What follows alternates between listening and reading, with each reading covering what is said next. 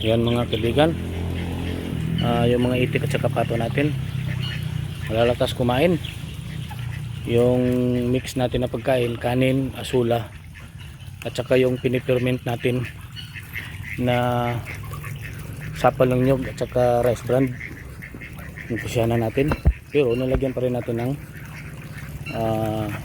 molasses. Yan, so, bigay tayo sa labas para kumakain yung mga ginya, tsaka yung mga batoy-toy natin kumakain ito sa kung anong pagkain ng mga manok, pato, itik, kambing.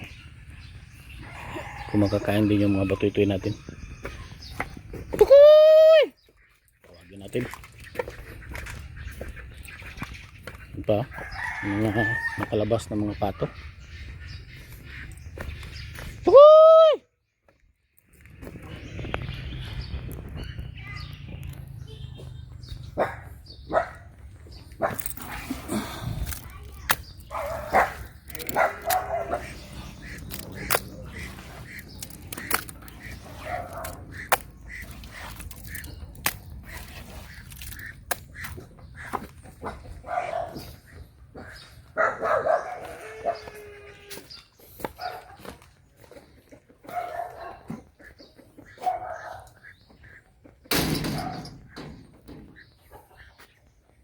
Tukoy!